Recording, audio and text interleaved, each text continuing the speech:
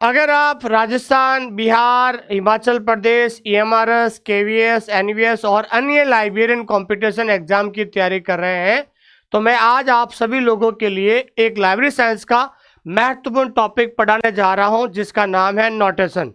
देखिए, लाइब्रेरी के अंदर नोटेशन के बिना लाइब्रेरी में किताबों को क्लासिफाइड नहीं किया जा सकता है। तो आखिरकार नोटेशन क्या है, ये कितने प्रकार का होता है, इनकी क्या परिभाषा है और इनका जो है क्लास नंबर देने के लिए कितना महत्व है, आज हम इस वीडियो में जानेंगे। आइए शुरुआत करते हैं आज का जो टॉपिक है अंकन के बारे में। देखिए, सबसे पहले हम बात करते हैं अंकन, जिसे हम जो है हिंदी में, इंग्लिश में नोटेशन भी कहते हैं। सबसे पहले जो है कोशिश कीजिए कि भाई आखिरकार नोटेशन का मीनिंग क्या होता है, इसका अर्थ क्या होता है। तो अर्थ मैं आपको बताना चाहता हूँ कि पुस्तकालय में पुस्तकों को विषय अनुसार, सबसे पहले तो आपको पता होना चाहिए कि लाइब्रेरी साइंस में जो किताबें होती हैं उन किताबों का जो व्यवस्थापन होता है, अरेंजमेंट ऑफ द बुक्स, किताबों को जो अरेंज किया जाता है वो किसके अनुसार किया जाता है, वो सब्जेक्ट के अनुसार किया जाता है। ठीक है ना। तो पुस्तकालय में पुस्तकों को विषय अनुसार क्रम में रखने के लिए केवल शब्दों का प्रयोग कठिन होता है। ठीक है ना। वहां पर शब्दों के हिसाब से किताबों को कभी भी व्यवस्थित नहीं कर सकते हैं। किताबों को व्यवस्थित करने के लिए सबसे पहले हमें सब्जेक्ट देखना होगा, इसलिए प्रतीकों का प्रयोग किया जाता है। इन प्रतीकों का समूह को हम क्या कहते हैं दोस्तों, अंकन कहते हैं। ठीक है ना। लाइब्रेरी के अंदर बहुत सारे अलग अलग विषय होते हैं, उन विषय को जो है व्यवस्थित करने के लिए हमें क्या क्या यूज करना होता है। कई जगह हम सिंबल यूज करते हैं, कई जगह हम लेटर्स यूज करते हैं और कई जगह हम नंबर का मतलब होता है अंकों का प्रयोग भी करते हैं। जैसे एक उदाहरण दिया है, अगर हम बात करते हैं डीडीसी जिसे हम कहते हैं डिविड डेसिमल क्लासिफिकेशन, विश्व की सबसे पुरानी वर्गीकरण पद्धति है जिसका नाम क्या है दोस्तों, डीडीसी। अगर मान लीजिए डीडीसी के अंदर अपन को हिंदी लैंग्वेज के लिए अगर हमें क्लास नंबर बनाना है, नोटेशन का प्रयोग करना है, उसके लिए नोटेशन यूज होता है 491.43 जो अंकन है, ये स्पेशली हिंदी लैंग्वेज के लिए दी है, क्योंकि विश्व में अगर हम देखा जाए तो बहुत सारी भाषाएं जो है बोली जाती हैं। हिंदी हो गई, इंग्लिश हो गई, उर्दू हो गया। उसी प्रकार से अगर हम बात करते हैं तो डीडीसी में हिंदी लैंग्वेज के लिए हमने कौन से नोटेशन का प्रयोग किया है, वो नोटेशन है 491.43। ये नोटेशन क्या है, ये आपका नोटेशन जो होता है ये नंबर के रूप में है, जिसे हम इंडो अरेबिक नंबर का प्रयोग करते हैं, क्योंकि डीडीसी के अंदर केवल इंडो अरेबिक नंबर का प्रयोग होता है। अब हम बात करते हैं दोस्तों, इसकी दो लोगों ने एक इम्पोर्टेंट डेफिनेशन यानी परिभाषा दी है। सबसे पहले परिभाषा दी है भारत में पुस्तकालय विज्ञान के जनक, जिनका नाम है डॉक्टर एस.आर. रंगनाथन। उन्होंने क्या कहा, अंकन एक वर्गीकरण योजना में यानी वर्गीकरण पद्धति में वर्गों को प्रस्तुत करने के लिए उपयोग किए जाने वाले क्रमिक अंकों की प्रणाली है। ठीक है ना। तो डॉक्टर एस.आर. रंगनाथन ने कहा है कि नोटेशन जो है क्लास नंबर देने के लिए एक महत्वपूर्ण क्रमिक अंकों की प्रणाली है। दूसरी परिभाषा दी है ई.सी. रिचर्डसन, ये बहुत इंपॉर्टेंट डेफिनेशन है। ई.सी. रिचर्डसन ने क्या है कि notation works as a shorthand sign के अंकन संक्षिप्त नाम के रूप में कार्य करता है। ये कई बार परीक्षा में पूछा जाता है कि notation is a shorthand sign. ये परिभाषा किसके द्वारा दी गई, ये ई.सी. रिचर्डसन के द्वारा दी गई है।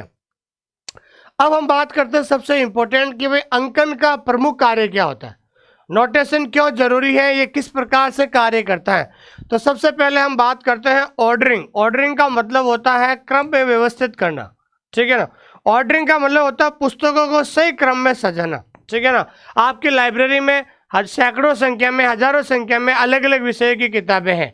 तो सबसे पहले तो हमें सब्जेक्ट चुनना होगा और सब्जेक्ट चुनने के बाद हमें जो है सारी किताबों को सही क्रम में व्यवस्थित करना पड़ेगा। और सबसे पहले ये डिसाइड करना पड़ेगा कि आप अपनी लाइब्रेरी में कौन सी वर्गीकरण पद्धति का प्रयोग कर रहे हैं, सीसी का कर रहे हो या डीडीसी का कर रहे हो, उसकी मेन क्लास के आधार पर हमें नोटेशन देना होता है। दूसरा होता है ब्रीविटी का मतलब होता है शॉर्ट यानी संक्षिप्तता। ठीक है ना। बड़े नाम को छोटे कोड में बदलना होता है। और तीसरा होता है लिंकेज यानी कनेक्शन, कैटलॉग और पुस्तक के बीच में संबंध बताना होगा कि आपके लाइब्रेरी के अंदर जो कैटलॉग है, उस कैटलॉग के अंदर जो किताबें होती है उन किताबों के आगे जो है आपको नोटेशन भी लिखा हुआ होता है, जिससे कोई भी विद्यार्थी जो है आसानी से लाइब्रेरी के अंदर किताब को ढूंढ सकता है। ठीक है, अब सबसे बड़ी बात यह है कि विदाउट नोटेशन, अगर मान लीजिए लाइब्रेरी के अंदर किताबें हैं, बहुत सारी किताबें पड़ी है, आप ये चित्र के माध्यम से देख सकते हैं, ये हमारे कम से कम सैकड़ों किताबें हैं, हिस्ट्री की और फिजिक्स की, केमिस्ट्री की। अगर हम इन किताबों को नोटेशन नहीं देते हैं, अगर मान लीजिए इसमें से हमें एक इतिहास की किताब लेनी है, तो इतिहास की किताब आप कैसे ले पाओगे? लेना जो है बहुत ज़्यादा असंभव होता है। तो इसलिए जो है बिना अंकन के हम किताबों को नहीं ढूंढ सकते, नहीं सर्च कर सकते हैं। तो यदि हजारों पुस्तकें हो तो शब्दों से ढूंढना कठिन होता है, बिना शब्दों से या विषय को ढूंढ नहीं सकते, इसलिए नोटेशन हमारे लिए क्या होता है दोस्तों? जरूरी होता है। अब अंकन का जो आधार क्या होता है? अंकन के अंदर कौन कौन से जो है सिंबल्स का प्रयोग कर सकते हैं, अंकन के अंदर कौन कौन सी चीज़ों का प्रयोग कर सकते हैं? सबसे पहले हम बात करते हैं नंबर्स का मतलब होता है अंक। ठीक है ना, तो ध्यान रखना है अरबी अंक को अंग्रेजी में कहते हैं इंडो अरेबिक नंबर। तो ध्यान रखना है डीडीसी के अंदर, तो आपको पता है डीडीसी के अंदर 0 से 9 जो है ये इंडो अरेबिक नंबर का प्रयोग इन्होंने किया है। तो डीडीसी के अंदर जो मेन क्लास होती है, ये जो मेन क्लास है वो main class Indo Arabic number से शुरू होती है, जिसके बारे में आपने पढ़ा होगा 000 से 90 से ये शुरू होता है। दूसरा होता है दोस्तों अल्फ़ाबेट में हम बात करते हैं ए से जेड। ये ए से जेड क्या होता है? ये कैपिटल लेटर होता है। ये इसका प्रयोग हुआ था एलसी क्लासिफिकेशन का मतलब होता है लाइब्रेरी ऑफ कांग्रेस क्लासिफिकेशन। तो लाइब्रेरी ऑफ कांग्रेस क्लासिफिकेशन में इन्होंने किसका प्रयोग किया है? अल्फ़ाबेट्स का प्रयोग किया है। अब हम बात करते हैं यहाँ पर सिंबल्स। तो सिंबल्स के अंदर जो चिन्ह होते हैं वो हम बात करते हैं कोलन क्लासिफिकेशन। तो कोलन क्लासिफिकेशन का निर्माण डॉक्टर एस.आर. रंगनाथन ने किया। इन्होंने यहाँ पर सिंबल्स का प्रयोग किया, इन्होंने सिंबल्स के साथ साथ लेटर्स का भी प्रयोग किया है, और कम से कम अब तक डॉक्टर एस.आर. रंगनाथन ने 74 सिंबल्स का प्रयोग किया था। टोटल 74 सिंबल्स का इन्होंने प्रयोग किया था विषय को नोटेशन में बदलने के लिए। ठीक है, अब हम बात करते हैं दोस्तों, नोटेशन 2 प्रकार के होते हैं। पहला होता है प्योर नोटेशन, शुद्ध अंकन, और दूसरा होता है मिक्स्ड नोटेशन, जिसे हम कहते हैं मिश्रित अंकन कहते हैं। देखिए, प्योर नोटेशन का प्रयोग जो होता है वो केवल और केवल डीडीसी के अंदर होता है। अब प्योर नोटेशन की परिभाषा कई बार पूछी जाती है, जब किसी पद्धति में केवल एक ही प्रकार के प्रतीकों का उपयोग किया जाता है। ठीक है ना, एक ही प्रकार के सिंबल होते हैं। जैसे डीडीसी के अंदर केवल और केवल ये Arabic number, Indo Arabic number का प्रयोग होता है, जिसमें केवल 0 से 9 का ही प्रयोग होता है, इंडो अरेबिक नंबर का प्रयोग होता है। डीडीसी में कभी भी स्मॉल लेटर, अल्फ़ाबेट्स, इनका कभी भी प्रयोग नहीं होता है। तो एक ही प्रकार के प्रतीकों का उपयोग किया जाता है, वो हमेशा क्या होता है? वो आपके शुद्ध अंकन होते हैं। शुद्ध अंकन की 2 बड़ी विशेषता है कि सरल और समझने में आसान होता है। इसको आसानी से समझ सकते हैं, सरल भाषा में समझ सकते हैं, और आम जनता के लिए ये बहुत ज़्यादा उपयुक्त होता है प्योर नोटेशन। दूसरा नोटेशन का प्रकार होता है वो होता है आपके मिक्स्ड नोटेशन, जिसे हम क्या कहते हैं? मिश्रित अंकन कहते हैं।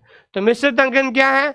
जब एक से अधिक प्रकार के प्रतीक, जिसमें अक्षर का मतलब लेटर, नंबर और सिंबल। देखिए, इसमें मिक्स्ड में क्या होता है? लेटर भी आता है, उसके बाद नंबर भी आता है, उसके बाद चिन्ह का मतलब होता है सिंबल भी आता है। ठीक है ना, जिसमें लेटर, सिंबल, नंबर, ये सारे जो आते हैं, सभी जो है चीज़ों का प्रयोग होता है, वो हमेशा क्या होता है? मिश्रित अंकन का प्रयोग होता है। जैसे देखिए आप एल क्या हो गया? ये तो आपके एल हो गया, लेटर हो गया। 45 क्या हो गया? 45 आपके नंबर हो गया। क्या हो गया? नंबर हो गया। और ये कोलन क्या हो गया? ये कोलन आपके क्या हो गया दोस्तों? सिंबल हो गया। तो ये एक उदाहरण दिया हमने कि इस उदाहरण के आधार पर आप पता कर सकते हैं कि मिक्स्ड नोटेशन में सभी प्रकार के सिंबल्स, नोटेशन का प्रयोग होता है। ये जटिल विषय को दर्शाने के लिए बहुत सक्षम है। ठीक है ना, कई बार क्या होता है? जटिल विषय होते हैं, उनको दर्शाने के लिए मिक्स्ड नोटेशन बहुत ज़्यादा जरूरी होते हैं। फिर हम बात करते हैं अंकन के उदाहरण के बारे में हम चर्चा करते हैं। तो इधर हम सबसे पहले बात करते हैं विश्व की सबसे पुरानी वर्गीकरण पद्धति डीडीसी के बारे में। तो आपने देखा होगा 900 पे क्या आता है, हिस्ट्री आता है। हिस्ट्री के लिए इन्होंने जो है इंडो अरेबिक नंबर का प्रयोग किया था 900। लेकिन अगर हम बात करते हैं भारत का इतिहास के लिए, तो भारत का इतिहास के लिए उन्होंने डीडीसी के अंदर कौन सा नंबर होता है, 954 होता है। कौन सा होता है दोस्तों, 954 होता है भारत के इतिहास के लिए। ये 954 पुस्तक की सही जगह निर्धारित करता है। मान लीजिए अगर कोई विद्यार्थी आता है लाइब्रेरी में, आपसे पूछता है कि मुझे इंडियन हिस्ट्री की किताब चाहिए, तो वहाँ पर आपकी अलमारी में अगर वहाँ पर 954 अंक वाली जो अलमारी के अंदर आप जाओगे, तो वहाँ पर केवल और केवल इंडियन हिस्ट्री की किताब होगी। उसके आधार पर आप किताब को सर्च कर सकते हैं। और दूसरी तरफ अगर हम बात करते हैं कॉलम क्लासिफिकेशन का उदाहरण, तो आपको पता है कि डॉक्टर एस.आर. रंगनाथन ने जो है सबसे पहले अलग अलग विषय को मेन क्लास के लिए इन्होंने कैपिटल लेटर का प्रयोग किया था। किसका प्रयोग किया था दोस्तों, कैपिटल लेटर, जिसमें एल के लिए इन्होंने यूज किया था मेडिसिन यूज किया था। 45 नंबर का प्रयोग किया, जैसे लंग्स एंड फेफड़े के लिए इन्होंने ये किया था। 421 पे ट्यूबरकुलोसिस का हो गया, और 6 पे इन्होंने ट्रीटमेंट का प्रयोग किया था। तो इस प्रकार जो है इसका पूरा फुल नोटेशन हो गया। फुल नोटेशन क्यों हो गया, क्योंकि ये आपका मिक्स्ड नोटेशन में आता है। इसमें लेटर भी है, नंबर भी है, और सिंबल का प्रयोग भी किया गया था। फिर हम बात करते हैं कि एक अच्छे अंकन की क्या विशेषता, ये भी सवाल पूछा जाता है। What is the qualities of a good notation, अच्छे अंकन की क्या विशेषता। पहली विशेषता है ब्रीफटी। ब्रीफटी का मतलब होता है संक्षिप्तता। अंकन जितना छोटा है उतना बेहतर होता है। जितना नोटेशन छोटा होगा उससे जो ये बेहतर होगा, आसानी से ढूंढ सकते हैं। दूसरा होता है सिंप्लिसिटी, सरलता। लिखने और याद करने में आसान हो जाता है, क्योंकि याद भी तो रखना पड़ेगा कि कौन सा विषय किस अंक पर दिया गया, कौन सा विषय किस जो है लेटर पे दिया गया है। जैसे हम कॉलम क्लासिफिकेशन की बात करें, तो आपको पता है कि मान लीजिए वहाँ पर मैथमेटिक्स किताब है, तो मैथमेटिक्स किताब के लिए रंगनाथन ने बी कैपिटल लेटर का प्रयोग किया है, जबकि डीडीसी में मैथमेटिक्स के लिए 510 का प्रयोग किया है। ठीक है, उसी तरीके से हॉस्पिटलिटी यानी लचीला, ये नए विषय के लिए हमेशा जगह देता है, क्योंकि अगर नोटेशन लचीलापन होंगे तो मान लीजिए समय के हिसाब से हमेशा नए नए विषय का उदय हो रहा है, नए नए विषय का विकास हो रहा है, तो हमें क्या है कि नए विषय को जोड़ने के लिए भी जगह चाहिए। और नेमोनिक्स यानी स्मरणशीलता, ठीक है ना, याद रखने में सहायक प्रतीक होना चाहिए। वो प्रतीक जो है हमें याद रखने में भी बहुत ज़्यादा आसान हो जाता है दोस्तों। ठीक है, फिर हम बात करते हैं लचीलापन, हॉस्पिटलिटी। देखिए, पुस्तकालय एक वर्धनशील संस्था है, ग्रोइंग ऑर्गेनिज्म है, इसलिए अंकन में नए विषय को जोड़ने की क्षमता होनी चाहिए, क्योंकि समय समय के हिसाब से नए नए विषय का उदय हो रहा है। फिर नए विषय को जोड़ने के लिए नोटेशन बहुत ज़्यादा जरूरी है दोस्तों। जैसे हम बात करते हैं 530, फिर इसके अंदर इससे रिलेटेड कोई नए विषय आएगा उसको हम 530.1 में रख देंगे। फिर एक नया विषय आएगा तो उसको 531 में रखेंगे। तो नए विषय के बीच में जोड़ने का उदाहरण जो हम डीडीसी में देखने को मिलता है दोस्तों। ठीक है, और अंकन के व्यवहारिक उदाहरण अगर हम बात करते हैं तो हम बात करते हैं डीडीसी। अब आपको पता है डीडीसी में भारत के इतिहास की बात करेंगे तो भारत के इतिहास के लिए इन्होंने कौन सा अंकन का प्रयोग किया, 954 का। अगर हम बात करते हैं सीसी के अंदर, तो सीसी के अंदर भारत का इतिहास, तो पहले आपको पता है इतिहास के लिए रंगनाथन ने कौन सा वर्ड दिया, वी, और भारत के लिए इन्होंने जो है कौन सा शब्द दिया है, 44। तो भारत के इतिहास के लिए क्या हो जाएगा, वी 44 हो गया। और यूडीसी में, तो यूडीसी में इतिहास के लिए इन्होंने कौन सा शब्द दिया है, वो दिया है 94। कौन सा दिया दोस्तों, 94 इन्होंने हिस्ट्री के लिए दिया है। तो 3 अलग अलग वर्गीकरण पद्धति के 3 अलग अलग उदाहरण हो गए हैं। अब हम बात करते हैं डीडीसी बनाम सीसी। डीडीसी और यूडीसी में क्या जो है अंत है। देखिए, डीडीसी के अंदर शुद्ध अंकन का प्रयोग किया जाता है, सीसी के अंदर जो है मिश्रित अंकन का प्रयोग किया जाता है।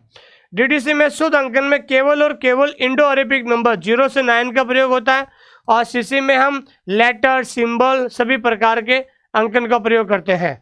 इसमें क्या होता है, जो लचीलापन होता है वो सीमित होता है, और इसमें क्या होता है, अत्यधिक होता है।